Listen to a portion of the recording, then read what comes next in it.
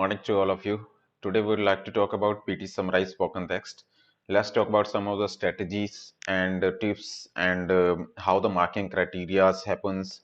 These all are the questions they will cover up in this video. And I cover up this video in Hindi. So please try to understand each and everything related to summarize spoken text, which is an important task one of listening module of PT. Let's go ahead.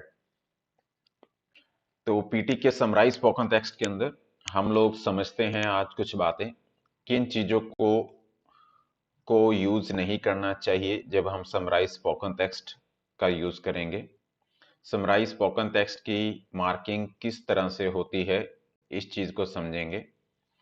कौन सा template best work कर सकता है, इस चीज को हम लोग समझेंगे। समराइज स्पोकन टेक्स्ट के टाइम पर अगर आप कीवर्ड्स नोट करते हैं, क्या सेम कीवर्ड्स को दोबारा यूज किया जा सकता है, इस बात का आंसर लेंगे। और किस तरह से स्पेलिंग मिस्टेक्स से बचा जा सकता है जब हम समराइज स्पोकन टेक्स्ट को यूज करते हैं। तो अब टाइम वेस्ट नहीं करते हैं, अब हम लोग समराइज स्पोकन टेक्स्ट के बारे में समझते हैं। तो समराइज स्पोकन टेक्स्ट के बारे में समझने के लिए आपको कुछ पॉइंट्स का ध्यान रखना है, जिसमें से एक पॉइंट ये बोलता है कि इसके अंदर आपको एक ऑडियो सुनाई देती है। उस ऑडियो के अंदर आपको कोई लेक्चर, कोई इंटरव्यू, कोई कॉन्वर्सेशन हो सकती है जो 40 टू 90 सेकंड के बीच की ऑडियो होती है। यानी कि आपको एक ऑडियो सुनाई देती है, उस ऑडियो की लेंथ 40 टू 90 सेकंड की हो सकती है। उस ऑडियो के अंदर कोई लेक्चर हो सकता है, कोई इंटरव्यू हो सकता है, कोई कॉन्वर्सेशन हो सकती है। जैसे ही आपकी ऑडियो चल रही होती है, साथ के साथ ही आपको अपने नोट्स बनाने होते हैं और उन नोट्स के अंदर जो इंपॉर्टेंट कीवर्ड्स हैं उनको आपको नोट करना होता है। जैसे ही आपका लेक्चर स्टॉप होता है, you will need to write down the summary. आपको फिर समरी लिखनी होती है जो आपने लेक्चर सुना है in 50 to 70 words. 50 to 70 words note कीजिएगा।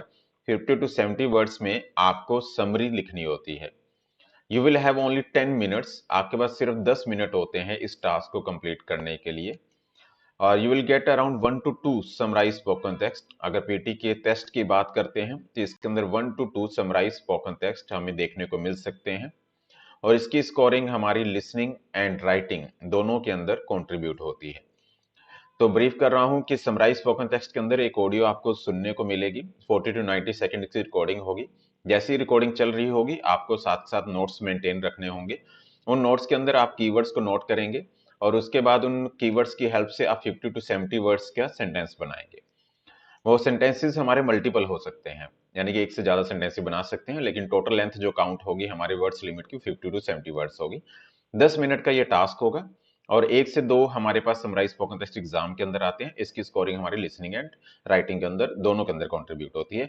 तो इंपॉर्टेंट है राइटिंग के पॉइंट ऑफ व्यू से भी, लिसनिंग के पॉइंट ऑफ व्यू से भी। अब देखते हैं नेक्स्ट वन। इसके अंदर जो मार्क्स मिलते हैं, हमें मार्क्स किस तरह से मिलते हैं। समराइज स्पोकन टेक्स्ट के अंदर जो कंटेंट आप यूज करते हैं उसके 2 मार्क्स आपको मिलते हैं। इसकी जो फॉर्म आप मेंटेन करके रखते हैं 50 टू 70 वर्ड्स की, उसके आपको 2 मार्क्स मिलते हैं। ग्रामेटिकली एरर अगर आपका नहीं होता है तो आपको 2 on 2 मार्क्स मिलते हैं और अगर आप स्पेलिंग के अंदर कोई एरर नहीं करते तो 2 on 2 पॉइंट्स आपको मिलते हैं। वोकेबलरी अगर आप अच्छी यूज करते हैं तो 2 on 2 मिलते हैं। यानी कि इस तरह से आपको समराइज के अंदर इन पैरामीटर के बेस पर जज किया जाता है। आपका कंटेंट प्रॉपर हो, फॉर्म आपका वर्ड लिमिट प्रॉपर हो, ग्रामेटिकली आप गलत ना करें, स्पेलिंग आपके सही हो और एप्रोप्रिएट वोकेबलरी का यूज करें, तो इसके बेस पर आपका मार्क्स डिसाइड किया जाता है। समराइज स्पोकन टेक्स्ट के अंदर आपको ये जो पॉइंट्स मिलते हैं, ये पॉइंट्स लिसनिंग के अंदर काउंट होते हैं और साथ में राइटिंग मॉड्यूल के अंदर काउंट होते हैं। तो इस बात का प्रॉपर ध्यान रखना है, इंपॉर्टेंट है ये राइटिंग और लिसनिंग दोनों के लिए।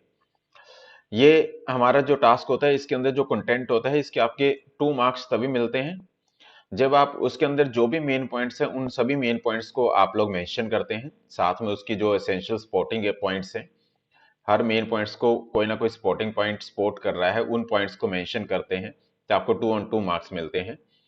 इस वजह से आपको ये सजेस्ट किया जाता है जब आप ऑडियो लेक्चर को सुनते हैं, कम से कम एटलीस्ट 5 to 7 की आइडियाज या आप की वर्ड्स कह सकते हैं, उनको आप नोट जरूर करें।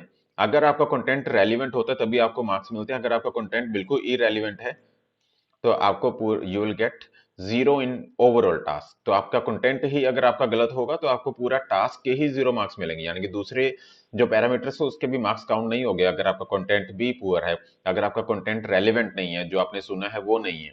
इस वजह से आप लोग 5 to 7 की आइडियाज को नोट कीजिए, मेन पॉइंट्स को समझिए, उन मेन पॉइंट्स के साथ सपोर्टिंग इन्फॉर्मेशन को समझिए, उनको नोट कीजिए और उनका यूज कीजिए। नेक्स्ट हम लोग समझते हैं मार्किंग क्राइटेरिया को। अब मार्किंग क्राइटेरिया के अंदर जो फॉर्म होती है जिसकी वर्ड्स लिमिट हमारी 50 to 70 वर्ड्स होते हैं। 50 to 70 वर्ड्स अगर आप प्रॉपर यूज करते हैं तो इसके ऊपर 2 पॉइंट्स मिलते हैं। अगर आपके 50 से कम वर्ड्स हैं या 70 से ऊपर वर्ड्स हैं तो आपका 1 पॉइंट कम हो जाता है और आपको 1/2 यानी कि 1 पॉइंट मिलता है। और अगर आपके 40 से कम है और 100 से ज्यादा है तो आपको 0 पॉइंट मिलते हैं। इससे फॉर्म को यानी कि वर्ड्स लिमिट को मेंटेन रखिए, 50 to 70 वर्ड्स सफिशिएंट है। ग्रामर, अगर आप कोई भी ग्रामेटिकल एरर नहीं करते हैं तो फुल पॉइंट 2 पॉइंट मिलते हैं। अगर आपके कुछ माइनर एरर्स होते हैं 1 पॉइंट मिलता है। अगर मोर देन 1 मेजर एरर होता है तो आपको 0 पॉइंट मिलता है। First word is capital, first word capital होना चाहिए जो आप सेंटेंसेस बनाएंगे। और appropriate use of full stops, आप एक से ज्यादा फुल स्टॉप्स लगा सकते हैं यानी कि मल्टीपल लाइंस बना सकते हैं और सही जगह पर फुल स्टॉप लगाएं। 50 to 70 वर्ड्स की लिमिट को मेंटेन रखें। सेंटेंसेस आप ज्यादा बना सकते हैं। फर्स्ट वर्ड कैपिटल होना चाहिए जब आप सेंटेंस को शुरू करें और फुल स्टॉप का सही जगह पर फुल स्टॉप लगाएं, गलत जगह पर फुल स्टॉप ना लगाएं। तो इन चीजों से हम लोग मार्क्स को समझ रहे हैं कि मार्किंग किस तरह से होती है। नेक्स्ट स्पेलिंग को देखें। अगर आपका कोई स्पेलिंग एरर नहीं है तो आपको 2 पॉइंट्स मिलेंगे। एक स्पेलिंग एरर होता है तो 1 पॉइंट मिलता है। अगर एक से ज्यादा है तो आपको 0 पॉइंट मिलते हैं। वोकेबलरी, अगर आप रेपिटेशन नहीं करेंगे तो वोकेबलरी के मार्क्स मिलेंगे। शॉर्ट फॉर्म का यूज मत कीजिए, कोई भी एब्रिविएशन मत डालिए, कोई भी कॉन्ट्रैक्शन मत डालिए, कोई भी स्लैंग लैंग्वेज का यूज मत कीजिए। कॉमनली मिस्टेक्स इस तरह से बच्चे कर देते हैं, कॉन्ट्रैक्शन का यूज कर लेते हैं, डोंट लिख देते हैं, कैंट लिख देते हैं, ईटीसी लिख देते हैं, लाइक लिख देते हैं। इस तरह के वर्ड्स का यूज मत कीजिए, ये मिस्टेक्स मानी जाती हैं। अब किस तरह की स्ट्रेटेजी आपको फॉलो करनी चाहिए उस बात को समझते हैं। देखिए, जब भी आपका ऑडियो शुरू होती है आप उस समय ध्यान रखें कि आपका पेन और नोटपैड बिल्कुल रेडी हो जैसे ही आपका लेक्चर शुरू होता है। लेक्चर चलते टाइम आपको 6 to 7 ब्रोकन सेंटेंसेस को अपनी कॉपी में नोट कर लेना है, यानी कि ग्रुप ऑफ वर्ड्स को आप नोट कर लेते हैं। रेलेवेंट वर्ड्स को कीवर्ड्स भी कह सकते हैं, ग्रुप ऑफ वर्ड्स यानी कि ब्रोकन वर्ड्स भी कह सकते हैं, ब्रोकन सेंटेंसेस भी कह सकते हैं। आप कोशिश कीजिए जो नेम्स मेंशन हो रहे हैं, जो डेट्स मेंशन हो रही है, जो प्लेस मेंशन हो रहा है, जो थिंग्स मेंशन हो रही है, जो टेक्निकल टर्म्स या कोड्स मेंशन हो रहे हैं, उन सभी को नोट्स कीजिए। आप लिखते हुए नोट्स आप एब्रिविएशन यूज कर सकते हैं, शॉर्ट फॉर्म के साथ लिख सकते हैं कॉपी के अंदर। जहां जहां पर आपको लगता है कि आप लोग नोट कर सकते हैं उस तरह से आप शॉर्ट फॉर्म एब्रिविएशन के साथ नोट कर सकते हैं ताकि वेस्टेज ना हो टाइम की। अगर आपका कोई चीज छूट जाती है ऑडियो सुनते हुए तो आप उसे दोबारा से रिकॉल करने की कोशिश मत कीजिए, बजाय कि आप नेक्स्ट पॉइंट को नोट कीजिए। वाइल यू मेक नोट्स, जब भी आप नोट्स बनाएं तो उसके अंदर आर्टिकल्स या प्रॉपर सेंटेंसेस लिखने की जरूरत नहीं है। ए एन दी वगैरह या स्पेलिंग एरर अपनी कॉपी में इंप्रूव करने की जरूरत नहीं है। कॉपी में आप जैसा चाहें वैसा लिख सकते हैं, लेकिन जब टाइप करें तब आप प्रॉपर टाइप करें। Make sure your notes are organise, जितने आपके नोट्स अच्छे बने होते हैं उतना ही आपके लिए आसान होता है उसको टाइप करना या रिटेल करना। अपने लेक्चर को दोबारा से टाइप करने में अगर आपके नोट्स प्रॉपर होंगे तो आप सही ढंग से उसका यूज कर पाएंगे। अब देखिए टेम्पलेट्स को देखिए। कोई भी टेम्पलेट होता है उसके अंदर ये 3 पॉइंट्स हमेशा मेंशन्ड होने चाहिए। इंट्रोडक्शन, यानी कि जो टॉपिक है उसके बारे में पता होना चाहिए, प्रॉपर टॉपिक होना चाहिए। बॉडी, जो उसके अंदर एक्सप्लेनेशन दी गई है उस एक्सप्लेनेशन का प्रॉपर यूज करें। कंक्लूजन, यानी कि उसका जो भी आपको लगता है कंक्लूड आप कर सकते हैं किस तरह से इवेंचुअली उसमें क्या बोला गया है, तो आप कंक्लूजन का मेंशन करें। इन तीनों फैक्टर्स को ध्यान में रखते हुए कुछ प्रूवन टेम्पलेट्स हैं वो आप देख सकते हैं। टेम्पलेट आप कोई भी यूज कीजिए, ये भी कर सकते हैं, ये भी कर सकते हैं, या अपनी साइड से आप कोई भी टेम्पलेट यूज कर सकते हैं, बट उसका प्रॉपर यूज करें। टेम्पलेट 1 कह रहा है the main focus of the lecture was, जो आपका मेन टॉपिक होगा वो टॉपिक आपको पूरा अंडरस्टैंड होना चाहिए, उस टॉपिक को यहाँ पे यूज कीजिए। फुल स्टॉप लगाइए। फिर फुल स्टॉप लगाने के बाद आगे जो ब्रैकेट में लाइंस लिखी हुई हैं, इस ब्रैकेट की लाइंस का आप यूज कर भी सकते हैं इस लाइंस का, और नहीं भी कर सकते हैं, डिपेंड करता है। अगर आपके पास कीवर्ड्स कम है तो इस लाइन का यूज कीजिए, और अगर आपके पास कीवर्ड्स ज्यादा है तो इस लाइन को आप छोड़ सकते हैं। ये लाइन में क्या लिखा हुआ, इस सेंटेंस में लिखा number of advantages, disadvantages, effects, causes of topics were discuss in the lecture. अगर आपके पास कीवर्ड्स कम है तो आप सिंपल लिख सकते हैं number of advantages and disadvantages were mentioned या discussed in the lecture. A number of effects and effects were discuss in the lecture, a number of causes were discuss in the lecture. इस तरह से इस sentence को आप use कर सकते हैं, फुल स्टॉप लगा सकते हैं। Next line, the first crucial aspect revealed in the discourse was, जो सबसे पहला पॉइंट जो आपको मेन पॉइंट लगता है वो कौन सा मेन पॉइंट था, उसके बारे में यहाँ पर आइडिया लिखिए जो आपने नोट किया होगा कॉपी में। फर्दरमोर कनेक्टर लगाइए, कॉमा लगा सकते हैं, अनदर सिग्निफिकेंट कह सकते हैं, या फिर उसकी जगह पर not worthy point mentioned in the lecture was, next point को मेंशन कर सकते हैं। एडिशनली, इसके अलावा आप ये कनेक्टर का यूज कीजिए, कॉमा लगाइए, the lecture also exhibited important information about, lecture के अंदर दूसरी इंफॉर्मेशन जो आ रही है उस आइडिया को बताइए। इन कंक्लूजन, इन दोनों में स्पेस दे दीजिएगा, in conclusion comma the lecture suggested that, जो आपका कंक्लूजन लगता है आप उस कंक्लूजन को मेंशन कीजिए। ये टेम्पलेट आप यूज कर सकते हो तो आप कीजिए, अगर नेक्स्ट टेम्पलेट यूज करना चाहते हैं तो ये भी कर सकते हैं। द लेक्चर वाज अबाउट, जो टॉपिक होगा, and several points were mention, the first point discussed was about, ये जो पॉइंट होगा उस पॉइंट को यहाँ पर ऐड कीजिए। सेकेंडली, ही या शी में से जो भी आप यूज कर रहे हैं, मेंशन्ड अबाउट, नेक्स्ट आइडिया को कीजिए, another fact mentioned was, next idea को यहाँ पर कीजिए। Overall the lecture suggested that, जो कंक्लूजन आप निकालना चाह रहे हैं वो यहाँ मेंशन कीजिए। एक एग्जांपल के साथ समझ लेते हैं। देखिए लिखा हुआ the main focus of the lecture was, first template का यूज किया गया, जो टॉपिक था हमारा वो था इंक्रीजिंग पॉपुलेशन इन इंडिया।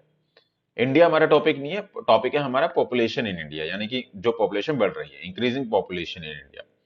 इसमें सबसे फर्स्ट पॉइंट जो नोट किया गया था कॉपी में, the first crucial aspect revealed in the discourse was, वो था इलिटरेसी के बारे में। अब इलिटरेसी नाउन नोट किया है, बिल्कुल ठीक है, थोड़ा सा ब्रोकन सेंटेंस या वर्ड्स लिमिट को बढ़ाने के लिए हम लोग ये साथ में sporting idea, illiteracy which is the reason behind over population. Furthermore another significant, या फिर आप इनमें दोनों में से एक वर्ड यूज करना है, not worthy point mention in the lecture was था। अब नेक्स्ट जो की आइडिया था वो आपने किया, implementation of strict government policies. Additionally the lecture also exhibited important information, जो नेक्स्ट पॉइंट था, about the role of education schools. In conclusion the lecture suggested that, और कंक्लूड किया है, strict measure must be taken या should be taken at the earliest. इस तरह से आप की आइडियाज को नोट कर सकते हैं, जो डार्क बोल्ड में है ये आपके की आइडियाज हैं जो आप कॉपी में नोट करते हैं। नेक्स्ट हमारा टेम्पलेट है, टेम्पलेट के अंदर प्रॉपर तरीके से आप इनका यूज कीजिए, स्पेलिंग एरर्स मत रखिए, वोकैबुलरी का प्रॉपर ध्यान रखें और कंटेंट का प्रॉपर ध्यान रखें, तो आप टेम्पलेट का यूज करके इस तरह से आप समराइज स्पोकन टेक्स्ट कर सकते हैं। ध्यान रखें कुछ इंपॉर्टेंट बातें हैं, आंसर के अंदर आपके एटलीस्ट 5 to 7 कीवर्ड्स जरूर होने चाहिए और 50 to 70 वर्ड्स की लिमिट जरूर होनी चाहिए, कोई ग्रामर एरर नहीं होना चाहिए, कोई स्पेलिंग एरर नहीं होना चाहिए। अगर आप कोई चीज को लेकर श्योर नहीं है तो आप उसे मत लिखिए। अगर आपके पास कीवर्ड्स कम है तो आप सेम कीवर्ड्स को दोबारा रिपीट कर सकते हैं। ये कुछ पॉइंट्स हैं जो आपके स्कोरिंग को बढ़ा सकते हैं, इन चीजों को प्रॉपर ध्यान रखिए। तो ये सभी बातें थी जो मैं समराइज स्पोकन टेक्स्ट के बारे में आपको बताना चाह रहा था। आप लोग सभी चीजों को प्रॉपरली इसमें दोबारा से रिपीट कर पॉज कर देख सकते हैं।